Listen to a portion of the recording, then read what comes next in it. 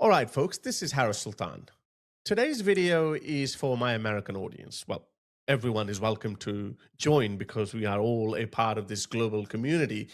But I want special attention of my American audience because whether you like it or not, you are the custodians of the free world. Without the American muscle, this world order that we have enjoyed for the last 75 years would wither away in a heartbeat. That's why I have always supported an interventionist America, not an isolationist America. And I know, for understandable reasons, a lot of Americans do not want to be interventionist anymore. They don't want to be the policemen of the world because they look at their recent history and they see that the Europeans, who are the equal beneficiaries of this world order that is propped up or held up by American muscle, yet they go back and they say, well, we are against this invasion. We are peaceful. It's America that is going in, fighting all these wars. When America is fighting these wars to keep this world order intact, which we are all beneficiaries of. Liechtenstein, Switzerland, Norway, Sweden, these countries have enjoyed enormous peacetime for the last 75 years because of Pax Americana.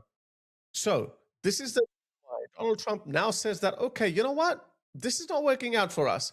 Europe wants America not to intervene in other countries to safeguard American interests. Then if you don't want America to intervene, then why should America intervene for your safety? Ooh, no, please, America, come save us from America. It's simple because the world order that we have lived in and benefited from would not have been possible without an interventionist America. So I am a fan of this world order. And this is why I think America is a special country. American power is unmatched, yet it's benign. For 75 years, despite being able to invade every single country it could, it didn't. The only countries it invaded were threatening global peace and security or the global American-led world order, which obviously we don't want. We don't want American world order to go away because what's going to happen to Australia? What's going to happen to Britain? What's going to happen to Eastern European countries? So we are all beneficiaries. The free world is a beneficiary of American-led world order. There is one country, Iran, that wants to be part of that Western bloc. Their people are sick and tired of being propped up as anti-West or anti-America. They don't want to be part of that. They want to join the Western bloc. This is why I love Ukraine as well, because Ukraine wants to be a part of the Western bloc. They don't want to live under the thumb of authoritarian Putin's Russia. They want to be part of the Western bloc. And so does Iran. I'm going to play you two videos. Again, I'm appealing to my American audience because I want you to support American intervention. I want you to support President Trump's decision to bomb the Islamic regime. We cannot have an isolationist America. I know, whether you like it or not, with your great power comes great responsibility. If you see someone torturing a helpless old woman or a weak person, would you just look the other way? And just say, well, I'm sorry, not my problem. That's literally what isolationists are telling President Trump. We don't want that. Please, you have the economy, the political might, and the military might, above all, to stop this injustice. There are videos coming out. I'm not going to play those videos, but I'm going to play you two videos. So you just have to listen to these two Iranians and tell me, what does your heart tell you? Would you look the other way, or would you want President Trump to press some buttons? No boots on the ground, because the Iranian people on the ground will take care of the rest. But just press some buttons. Give them some air support. Give them some technological support that these pesky, backward Islamist mullahs don't have. Let me start off with an appetizer, okay? I think this video is going to touch you. It touched me so much that I got a bit teary-eyed, and I'm not a very emotional person. I usually am in charge of my emotions. I try to separate my emotions from objective realities of the world, but I guess I am a human being after all. My ex-partner used to say that I'm missing a sensitivity chip. Clearly, I'm not. She was wrong. Let me play you this video. And if that doesn't do anything for you, then I have another one. So this guy just left Iran just before they shut down all flights, and he arrived in Turkey. This video is from 2 or 3 days ago. Have a listen. الان رسیدم ترکیه بازا بدبختی اصلا حال رویم خوب نیست همه رو دارن میکشن بچه‌ها رو هم دارن میکشن They're killing people in the streets, killing people. They're killing everyone, everything that moves. Look at this guy's raw emotion. فقط کمک خارجی رسید. همه شاهزاده رو صدا میزنن، خارشون رو بگید هر کی غیر از این صدا میزنه. شاهزاده نیستش که، شاهزاده سمبل آزادیه، اصلا کاری به اسم شاهزاده نداره. مردم دنبال ناجیه، برادر رو میکشن، بیرحمانه دارن چراغا رو خاموش کردن، هر کاری دلشون میخواد دارن میکنن. من پروازم کنسل شده بود از پروازهای خارجی تهران به خارج از ایران، خارجی ها همه کنسل شده. و بدبختی یه پرواز ایرانی پیدا کردم، حالا روی مثلا خوب نیست. فقط کمک خارجی. من تا الان تا ایران نباشی نمیفهمید وضعیت چطوری. Spare a moment. It's important because obviously we're reading subtitles, so some people might not feel. But just imagine you have witnessed butchering of human beings, mass murder, these spraying of bullets, pieces of limbs flying around you, and you're watching it in sheer horror. Can't do anything because if you step out, you're going to get a hole in your head. You're watching children being butchered. All of that, you've just witnessed it. This guy, he's going to be screwed up for the rest of his life. He's going to have the survivor's guilt. He has witnessed something. He's going to have PTSD. He's going to ask a million questions. Yes, he's alive, but he's going to ask this question, then why am I alive? And all those dead people that he witnessed, that you and I are lucky not to be exposed to that kind of violence, thanks to Pax Americana. Thank you, America. But should we ignore the people who want to be part of that system, who want to be part of that bloc? That's what Iranian people want. They want to be part. They want to live their lives like you and I. Look at them. Wonderful people. They're not radicalized. They hate Islam. They're highly secular and liberal and westernized people. They're being occupied by these monstrous mullahs, these barbaric mullahs. I have another video to you that will give you a bit of an insight into who these mullahs are, okay? But this is gut-wrenching. ترامپ هر کی هست فقط کمک خارجی. چشم امید بچه ها همه به شما هست. این خارج از ایرانه. من یه قطرم توی اقیانوس فقط میتونم حس آنامو بهتون بگم. جهنم رو دیدم تو ایران. این چند روز جهنم رو دیدم. گناه داریم، خیلی گناه داریم، خیلی گناه داریم. حقمون نیست. فقط کمک خارجی. چجوری میشه ما کمک بگیریم؟ نمیدونم چطوری میتونیم وقتی کمک بگیریم. کوه دارن غرقم میکنن تو سر سینه، شلیک مستقیم، بیرحمانه دارن میکشن همه رو.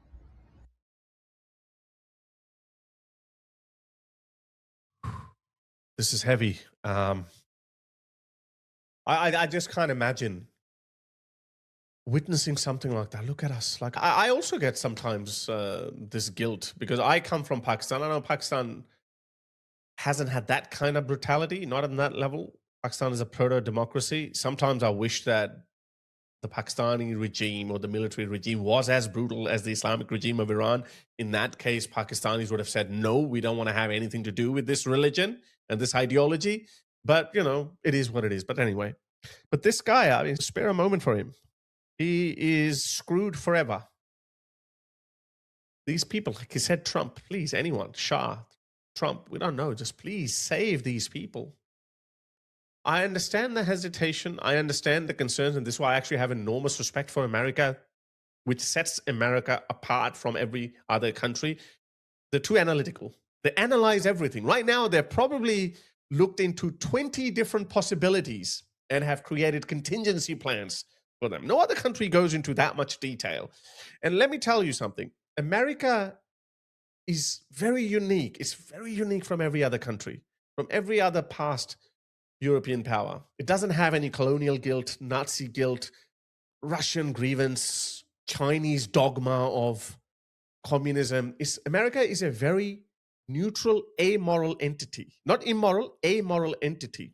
It optimizes efficiency, productivity, and its best interest. And that way it ends up protecting its interests, which happen to be in favor of like-minded countries with shared values, like Liechtenstein, for example, or every other liberal democracy.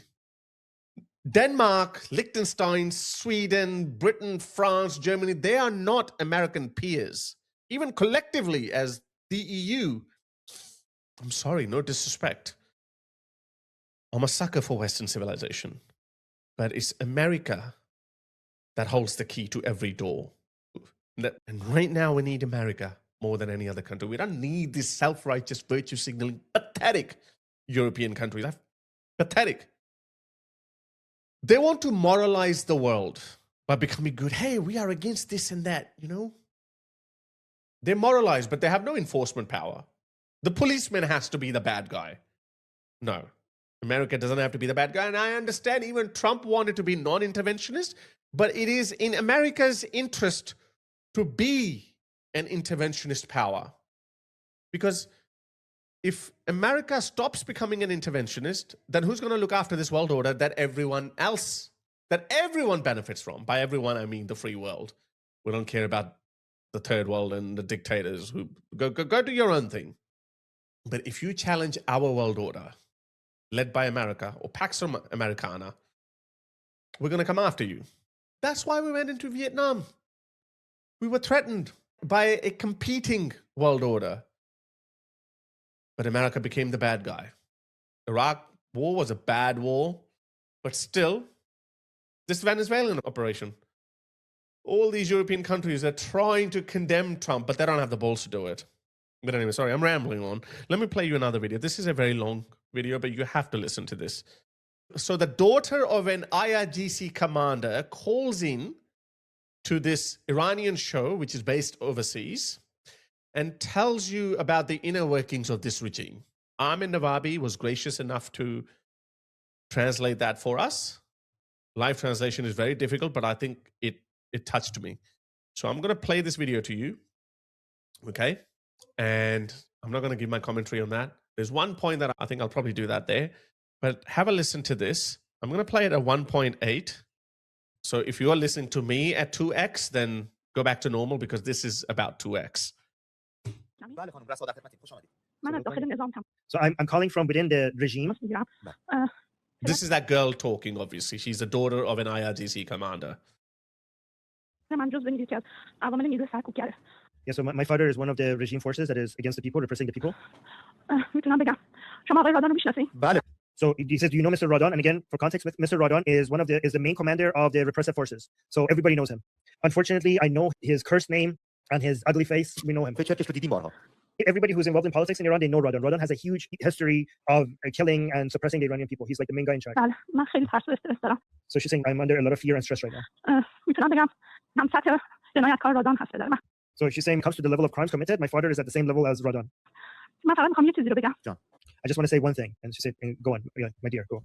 To the people of Iran, to the regime forces that are oppressing us.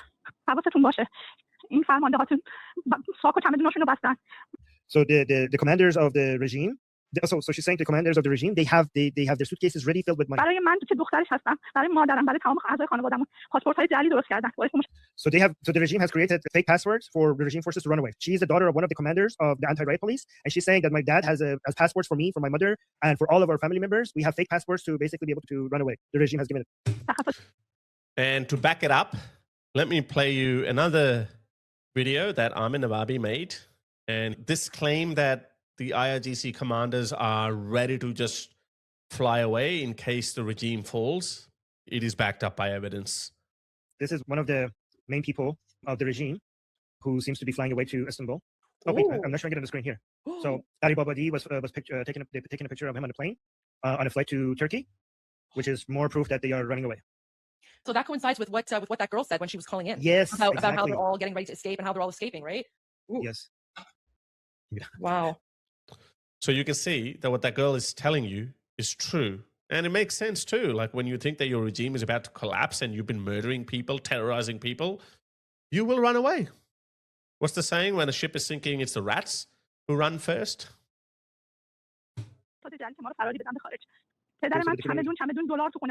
So they have suitcases filled with dollars in their home. She interrupted herself here. She was saying that she's constantly on her phone. The father is constantly on his phone. So she's going to get back to that point. But she cut herself. And then she said that, please get somebody to bring me to the Hague court. I'm a live witness to these people's crimes. I'm a live witness to the crimes of just my father. Like even just my father. Like there's a lot of crimes that just my father has committed and I could be a witness. Fatima John. So now she went back to the thought that she started a thought and then now she's going back to this. She's saying that my father is constantly ordering to kill. So she said my father is constantly on the phone and then she switched the topic and she said, please get somebody to bring me to the Hague, to the court in the Hague. My father is telling people to kill. His father is a commander and he's ordering the killing of the Iranian people in the streets. Where should I go? She says, I have photos, I have documents, I have evidence, I have videos. Just get me to bring me somewhere so I could offer this evidence. So she was involved, even though she's a daughter of a commander, she's saying I was involved in the protest during the Massa revolution. So 3 years ago, she was involved in the protest. And she's saying they arrested me for and 3 others. So she's saying that they arrested me and 3 of my friends.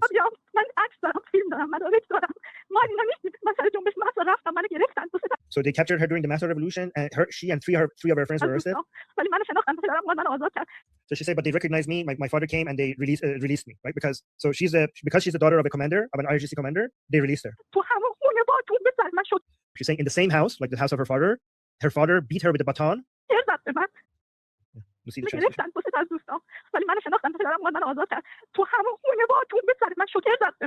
So they use, again, this is the, okay, so in the house of her father, he beat her in the head with the baton and they used a shocker on her. So I'm assuming it's taser. So her own father used the, when she came and took her from prison, her own father used the baton on her head and also used a taser on her. And the interviewer, this man over here, he was shocked. This is an IRGC commander. If he's doing that to his own daughter, imagine what they're doing to other people's children. Because he has a reputation to keep up. How can the world respect me if my own daughter doesn't listen to me or doesn't wear the hijab? The freedoms that we enjoy here in the West, like I just look at my life. Yeah, I'm not answerable to anyone, not even to my prime minister or to my government, okay?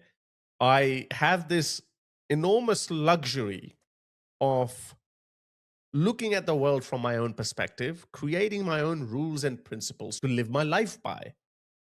There's no one who can tell me anything. Now, that's an enormous privilege for all of us citizens of the free world. Now, compare that with these people. And again, these are not some radicalized people who are saying that we want Islamic form of government, we want this and that. Not that they're free people at heart. They want to be like us, like the citizens of the West. This is why you cannot hate these people enough. Now, okay, maybe this video, let me take that back, because I don't care whether you're pro-Gaza, anti-Israel, pro-intervention or anti-intervention. I don't care about you left or right, Trump supporter, Democratic supporter. I don't care. Just listen to this in isolation. I saw some comments underneath. The usual suspects were saying, oh, this is fake. He's an actor, hired, paid stooge, $7,000 Zionist propaganda, whatever. Those people, you can't win from them. But even for a moment, this is a way to look into anything objectively. Just imagine it's true, okay? Ask your heart. Sometimes you have to ask your heart. Do you think her voice that is quivering with fear? I can imagine tears running down her cheek. Is she lying? Why?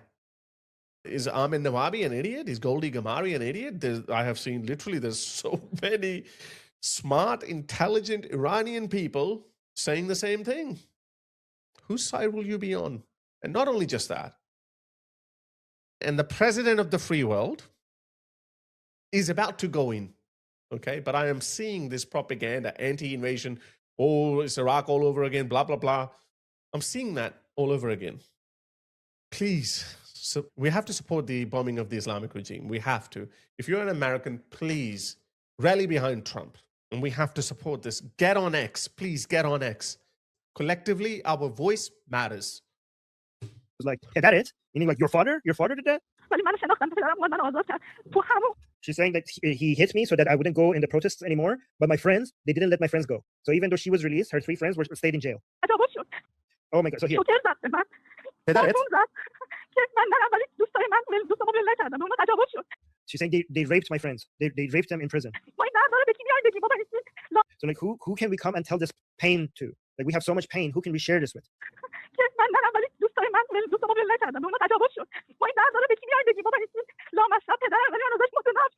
Like this disgusting man, he's my father, but I hate him. We don't want these. The last guy that I played to you, and I said that he's got survivor's guilt. Even though he's alive, he's always going to remember the faces of people who died. And he's always going to ask this question that why I was spared. He's a prime contender of PTSD. I wish him best of luck. But this girl too, she escaped because her father was an influential figure within the regime. But her 3 friends, her 3 fellow protesters, they got raped in prison. They use rape as a tool to shut people down.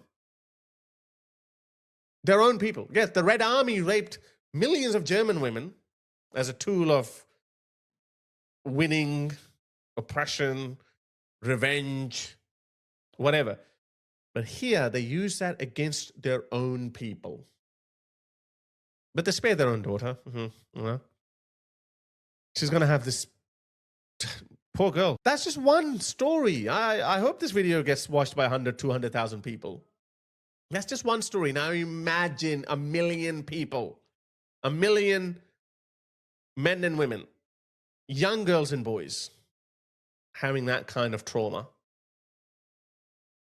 And we have these idiots in the West, I'm sorry, who say, oh, we don't want to get involved. You cowards, you pathetic lowlives. People.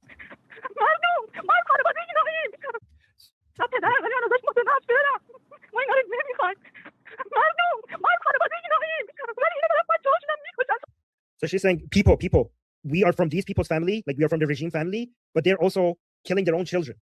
So she's trying to appeal to because a lot of Iranian people consider that regime people to be not human, different from the Iranian people, completely separate. But she's trying to tell the Iranian people that even though she's the children of these people, like she's also being oppressed by them. She's saying they're killing their own children. No. Okay, the translation was wrong. So they're also being cruel to their own children, not killing. They're also being cruel to their own children. Killing and suppressing, sorry. Yeah.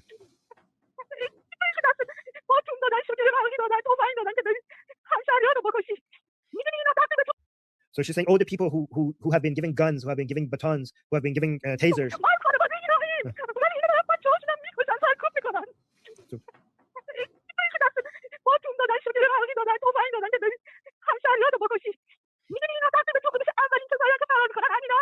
So he's telling the people who are killing the Iranian people in the streets, she's calling upon them. She's saying that you who have been giving guns and batons and tasers to go and attack your fellow citizens, do you know that as soon as anything happens, your commanders are the first one to run away? Like basically she's saying, why are you following their orders? They're the people who are commanding you, they're the first people who run away. So, and when the revolution is successful, these traumatized people, they are going to demand justice, and their justice will be very, I hope it's justice, it doesn't turn into revenge, but that's very difficult.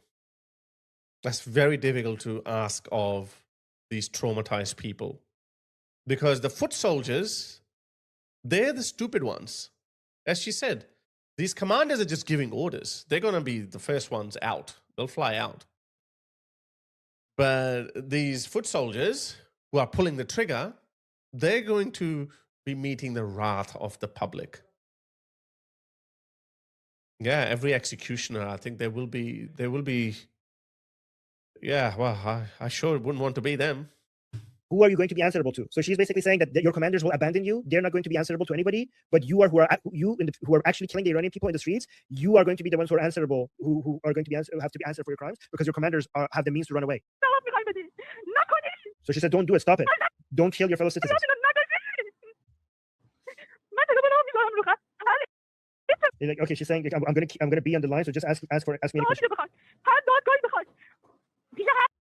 For any court, any nation you want to come, anywhere that you want me, I will come and I will tell you who these people are. What dirty deeds they have done. So she said, do you understand? These people, they start at home. They rape their own children. Do you understand? Do you know that we ourselves, what pain we're experiencing? So she's telling the Iranian people that you're not alone in your pain. Even at home, we're also experiencing pain from these people. From these hard-hearted fathers, from these fathers with hearts of stone. They forced veils on our head. They forced us to pray. They forced us to do the night prayer. The night prayer is a special kind of prayer in Islam that extra religious people do. Sweet.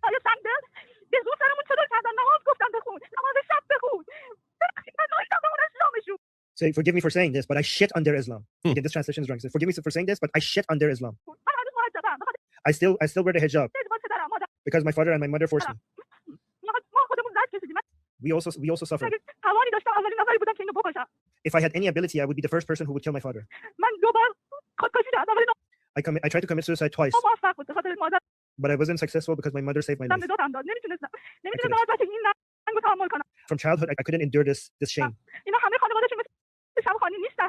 Okay, so she's saying that to the Iranian people that not all of the families of the regime are like Shamkhani. So Shamkhani is one of the highest officials within the Islamic Republic. He's one of the main advisors of Khamenei, and he's famous for being very rich, and his entire family live very, very luxurious lives. And she's trying to tell Iranian people to please understand that not all of us who are in the families of the regime officials, we don't have those lives. Like, we're also suffering. Not all of them treat their own children like this. So she's saying to the riot police that please put your baton away today and join the people.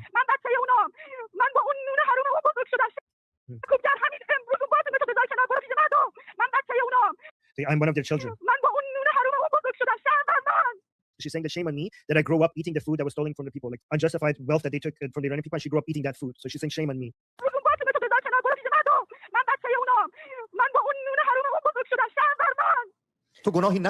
So he's saying you're not guilty. You're not guilty. My girl, you're not guilty, my girl. You yourself as a victim, are a victim. And salute to your courage. She's saying, no, I'm not brave. If I was brave, I would have done something. But my hands are empty. I am very young. I have no age. He's saying, you are doing something. You made this call. This call that you have made is the biggest thing you could have done. This is a very big thing you did. You are very brave. She's saying... She's in tears. I'm holding back my tears. It's very tragic because this girl, she knows what she can have. She knows what she wants in life, but she cannot have that. You have a Muslim woman who believes in her fairy tales, who wears the hijab or the burqa or whatever, and thinks whatever she's doing is righteous and she will be rewarded in heaven. So she has her own delusion. Okay. She has mistaken her chains for jewelry. Okay. I have no interest in changing her mind. So you know what? Okay. If that's what floats your boat, go for it. I have no interest in changing your mind. But on the flip side, this girl, she doesn't believe in Islam. She's already told you she shits on Islam. But she's being forced to wear a hijab by her father, by her mother, by her society. Which, by the way, idiots like Bushra Sheikh in the West, who herself ditched the hijab so she could be on British TV and live a glamorous life, but yet she supports this Islamic regime. That's why you cannot hate these people enough, okay? You cannot hate these people enough. Look at this. I'm sorry for my language. It's wild how desperate Western media is to force a single narrative on Iran. I have spent 3 hours today flipping between broadcasters, and the uniformity is almost impressive. Same framing, same language, same conclusions, just different logos. Because it's the truth, you dumbass. Because when you have an axiomatic position, I don't know if she understands these things, if you have ideological grounds, then you draw similar conclusions. We put freedom, liberty, individualism above your dogmatic beliefs like Islam, the Islamic regime, anti-West rhetoric. America is behind everything. Oh, it's the Zionism. We don't believe in that. That's why we arrive at different conclusions. You don't.